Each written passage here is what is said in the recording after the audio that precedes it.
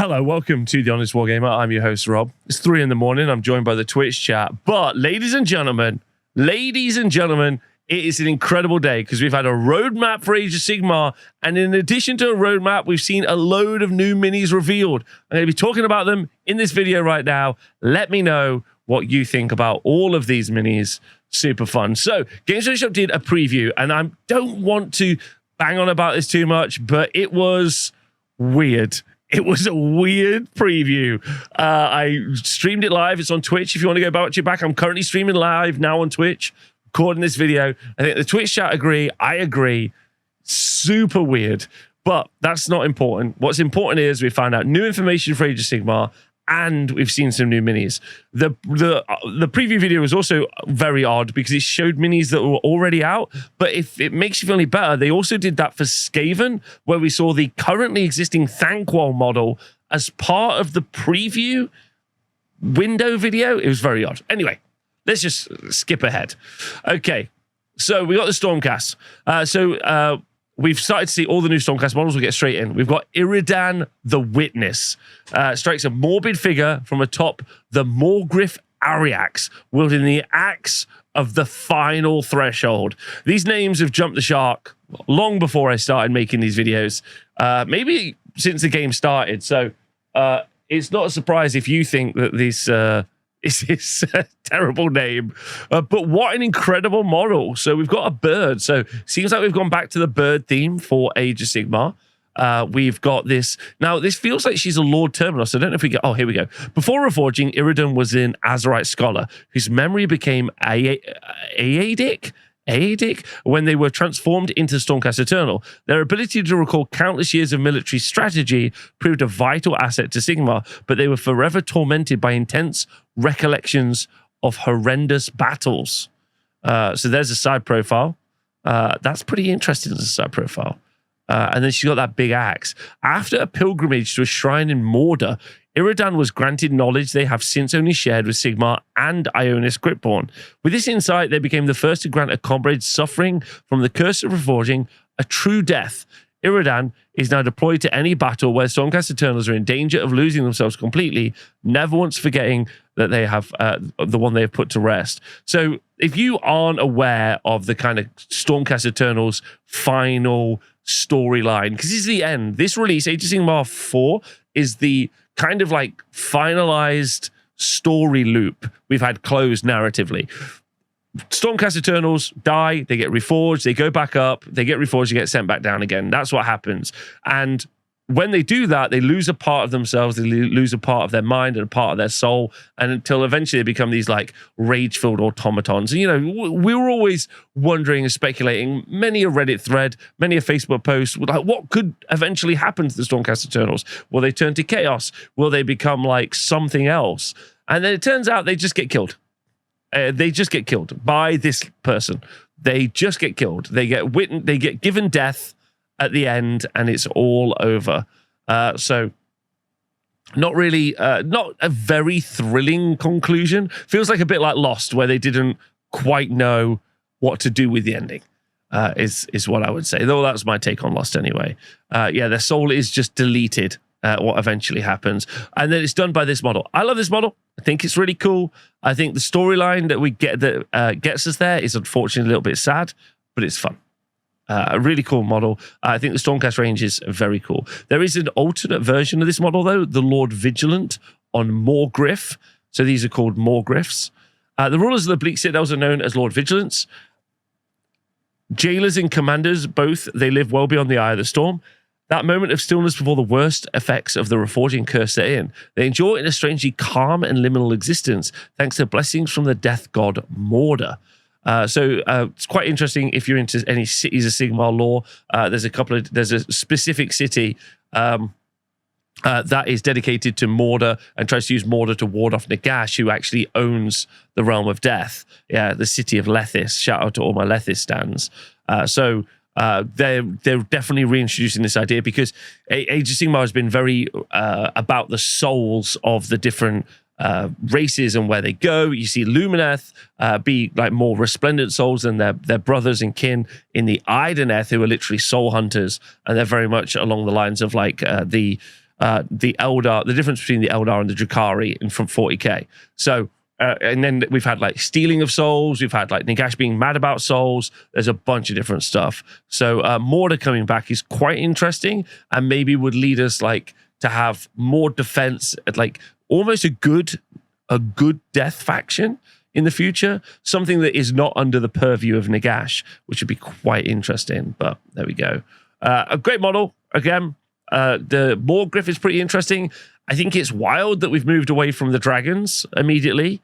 So we've had, you know, the dragon release in Age of Sigmar 3, and now we're just a bird faction again.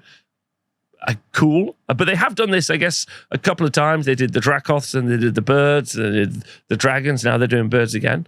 But I think they look really good. They're super stunning sculpts, very fun, and I am really loving the new ones. So we've got a new Lord Celestant. To become a Lord Celestant is to bear immense burden of endless war, a tough task even for an immortal warrior. Nevertheless, each has proven themselves a peerless combatant and a keen tactician time and again. So there you go. The command with a practice calm, and when the fighting is at its thickest, they are more than willing to wade in. So there we go. We've got a Stormcast hero. And I love the model. Don't get me wrong. I've never liked the gold paint scheme, ever. Never been a gold paint scheme fan, so immediately drawn to the silver paint scheme you can see at the right-hand side. But ultimately, this is just a Stormcast foot hero with a sword and a hammer. And I've seen a lot of those. And so it's really hard to wow me on this front now. Like, you still have. I really liked Lord Bastian Karthlos. I think he's pretty good. I quite like the Lord Terminos from the launch box. But I can't say that, like, you can wow me very much. Yeah, I've always thought the swords are a bit, like, gimmicky and a bit unwieldy, like as an actual sword. Yeah, I'm not really a big fan. So then we've got Lord Relictor. Tasked with guarding the souls of their kin upon death. Lord Relictors are exceptional importance in each storm host. They're clad in sinister black garb that represents the near endless cycle of life and death and resurrection that dominates the existence of every Stormcast Citadel. But despite their morbid mean, they are symbols of hope rather than dread. So this is actually a resculpt of the launch box Age of Sigmar 1 box. We already had a Lord Relictor. And the Lord Relictor looks great. I would say not vastly different to the Lord Relictor that previously existed, but a good update. Again, because I've seen a Lord Relictor, this is a cool Lord Relictor, don't get me wrong. Because I've seen one, this again doesn't overtly wow me. So I'm just like, this is good. This is a good updated version. But I say the same thing when I talk about Space Marines. I'm like, cool, I've kind of seen that Space Marine before. A good version of the Space Marine is fine, but I've seen it already. But yeah, I mean, he's cool. He's got a skull mask. Whatever. But he looks nicer. That's all I'm going to say. Then we got an alternate sculpt for the Lord Terminos. So Lord Terminos comes in the launch box, and we have an alternate sculpt for them as well. Then we have the Reclusians, but this is an alternate sculpt for the Reclusians. When the Runish Shaper mobilizes, the Reclusians form the core of their force. Their souls so winnowed away, they count as reforgings that even the most potent magic simply wash over them to ill effect. And we've got a new weapon option for the Reclusians. So we do have the shield and axe, which is a great... they're a great-looking unit. They're unfortunately not very impressive in the game, but they are a great-looking unit. And then they've given themselves these... They've been given these funky new axes. The Mortar Part kit brings 3 indomitable Reclusians to the battlefield with new poses, heads, plus 2 memorials to keep their senses altered in battle. So yeah, you get these little tokens in addition with these. Whether or not... now, Age of Sigmar is pretty weapon agnostic nowadays. So if you happen to have a unit with spears, they'll have the same profile as a unit with swords. That's been something that they've talked about a lot. They did this with the launch box Liberators. You've got the Liberators with shields, but they either have 2 hand axes or shields. But like, it doesn't matter which way you build them, you can use any. One of the things that will be interesting to see is whether or not these will get a different war scroll, whether Reclusians with a shield and an axe will get a different war scroll to the Reclusians with their dual hand weapons. So that will be very interesting. Another updated range is the Stormstrike Palladors. So these are just the Palladors that we've seen they've had in the last iteration. And these are great. These are honestly very cool looking models. Kind of remind me of Lumineth. I quite like these a lot. Let me know what you think about these. I would say that these are good updated models of the Palladors, but I don't hate what the Palladors look like already. You have got the thin cast on these. So during Age of Sigmar 3, Stormcast started to get thinned out, get a little bit more, a bit more of a tapered waist, a little bit more, 2024 fashion. Although technically, I guess that's more baggy. Thank you to everyone from Haywo for joining me. So the Palladors, I would say, not as thrilling a release. It's not like a brand new type of unit that no one has seen. It's just the Palladors. They're back. And that's good that they're a Palladors, because Palladors are cool. And these Palladors look really nice, but I'm not super blown away by the Palladors. So then we've got a couple of different paint schemes. Listen, I want you to... I feel like it sounds like I'm down on the Palladors. I'm not. But I've seen Palladors. I don't know why they needed to get rid of the last Palladors to introduce these Palladors. Do I think these Palladors look nice? Yes. Would I like to have seen them think about other units before just redoing some units? I guess so. But I guess what we're really seeing is Stormcast Eternals having their original AOS 1 design scalped out. They're just being like, cool, what does Stormcast actually look like? Started at Age of Sigmar 3, and then everything that's gone on from there. Right? I think that's what they've done. And then the Stormreach portal. Stormcast Eternals prefer to arrive in battle from the heavens upon blinding bolts of lightning, but some campaigns require a less bombastic approach. Stormreach portals are prefabricated structures, much like Sigmar strong points, but instead of fortifications, they are magical gateways connected to complex systems of star bridges. Now, what I would think would be very funny is if, like Sylvaneth, you could only teleport from out of these Stormreach portals, therefore really destroying the ability that Stormcast love and use. But this does mean that you're going to get a terrain piece for Stormcast Eternals. And actually, the big deal with that is that means that we might start seeing even more faction terrain for the different factions that don't have faction terrain. So after that first initial wave of faction terrain that we saw during kind of Age of Sigmar 3 times, Age of Sigmar 2, Age of Sigmar 3, there was kind of like, well, I guess they're eventually all going to go away. But this has kind of reignited the conversation, and now we might also start to see new manifestations for the factions that don't get them as well. Stormcast already have them, but new terrain, new manifestations. We might end up with everything in the game getting new manifestations and getting a piece of faction terrain, which will be quite interesting. Whether or not it's effective in the game, we'll have to see. But there we go. Do I like it? What do you think about it? I kind of like it. I guess it's just going to be a marble box in the middle of the board. You'll have to let me know. Pretty big. There you can see it from the side and the top. It does look massive, doesn't it? That would be really fun to paint. That would be a really fun piece, especially if you got the other terrain pieces that Games Workshop have brought out before, the Storm Vaults. It does keep in line with that quite nicely. Those aren't particularly effective pieces of terrain to use in the game, but it does key in. If you're building yourself like a really funky board or a display board or something, that works. Then you can see the Stormcast Eternals book.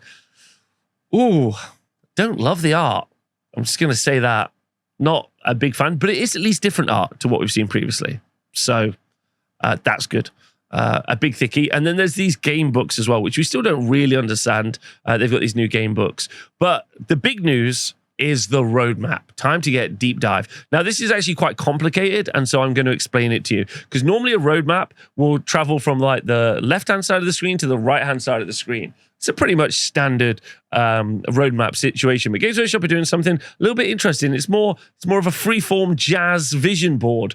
So what there actually is on the left-hand side is stuff that's kind of already happened.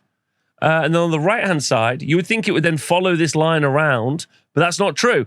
It's two independent lines, one on the left-hand side being 2024, one on the right-hand side being 2025. Okay? They're innovating in the roadmap space, which is exactly what we wanted. Importantly, on the left-hand side, the big news is that obviously we're getting the Skaven and Stormcast Eternals battle tomes, but in this year, we'll also be getting the Slaves to Darkness battle tome. Now, what is a big deal about that is if you've gone and watched my stat show or my meta deep dive that I did a couple of days ago, you can find it on the same channel, then you'll see that Slaves to Darkness are the most popular faction in Age of Sigmar right now. They are the most popular faction, or at least in event attendance anyway. And so, you know, hitting Skaven, which a lot of new fans and a lot of new people have come to Age of Sigmar because of Skaven. Let me know if you're one of them. And then Stormcast Eternals, the OG big one.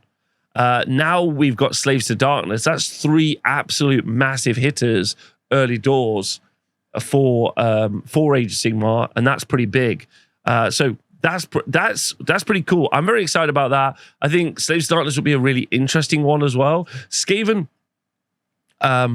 and Stormcast Eternals both will be very, very interesting. The reason I say that is because we'll actually get to see what battle tomes are going to look like. We'll at least start to see what the archetypes might look like. Because if you don't know, if you followed Age of Sigmar 2 or 3, when they bring out a new edition, the new battle tome is like, are they going to introduce faction-specific battle tactics? Is there going to be more extended battle formations? Or, my opinion, this is very much following the 10th edition launch of Age of Sigmar, of 40k 10th edition. So what we're going to see is pretty much everything be identical to the index. So what extra stuff are they going to put inside the battle tome to make you want to pick it up? That's going to be new battle formations, new armies of renown, new regiments of renown, no idea. But they almost kind of need to give you something, or they need to put something in the battle tome that makes it, you know, a quote unquote must buy, so that you can't just play with the indexes, which you currently have for free. So I think that they're going to just be a copy and paste, but we'll see. We will have to see. You have to remember that the Skaven, Stormcast, and Slaves to Darkness books were already written a year ago. And then moving over into 2025, very confusingly, it says all factions and then just the 4 Grand Alliance symbols. But they did say in the video, in the first quarter of the year, there'll be a Death and Destruction faction. Death and Destruction. And then it says Spearhead. For Gits and Auric War Clans will get Spearhead. And if Auric War Clans are getting a Spearhead, that makes me think that Auric War Clans will be the first Destruction book. That's what I think. I think that's how you could tie that in together. Then it just says Death. More to be announced soon, which is very confusing. And then it says Army Box and Spearheads, which we already know they're going to release, right? So it's a very confusing timeline. I won't lie. I'm quite excited for Uruks. Very much excited for Uruks if they do end up getting their battle tome, because I think that they're not going to split up. As much as we think that they should, I don't think they're going to split up Cruel Boys and Iron Jaws. And I would be interested to see them split up both those two, but I don't think they're going to. So we'll have to see. And we haven't seen, and you know, it isn't really much of a roadmap at all. I'm pretty disappointed by it, to be honest. You know, because you don't know, because the Grand Alliance thing, if anything, makes stuff a little bit more awkward. If they're like, there's a Death Army coming out, I'm like, well, okay, do I want to start my Flesh Eater Courts army for January? Or what if it's not what if I've picked the wrong one? If they said it's going to be Flesh Eater Courts in January, or it's going to be OCR Bone Reapers, I'm like, cool. Well, I won't build and paint them yet in case they all change around. But because they kind of say that it is going to be something, but you don't know what, you have 4 or 5 different factions, and the players of those factions either excited, which some people get really excited knowing there's going to be an update. Some people get really nervous. They're like, oh, I don't know if I should build and paint stuff right now and wait until the book comes out. So people respond to it in different ways, is what I'm saying. Some people are hyped, some people are a little bit disappointed. So that's it. That's everything that came out. I got to say, quite disappointed in the Stormcast Eternals release. I mean, really, what was it? It was alternate models of stuff we've seen, a pretty sick bird model. Pretty cool. I like the sick bird model. And then some new Palladors. I don't know if I felt stunned by that release. And then the roadmap was just honestly weird. The roadmap was uncomfortable as a release. So I don't really This has kind of been a weird release. Maybe it's because it's 3 o'clock in the morning and I've been doing this, you know, and it's maybe it's because it's 3 in the morning. I don't know how I feel about it. But I'm a little bit underwhelmed, to be honest. I think I'm underwhelmed. I think that's my feeling, but like that doesn't have to be your feeling, and I don't want to piss on your chips. So, which is an English saying. So, if you're excited about the new Stormcast, let me know which Stormcast you're excited about, and then we'll get to it then. So, thanks very much for watching my video. I hope you've enjoyed it. Loads of love. I'll see you soon.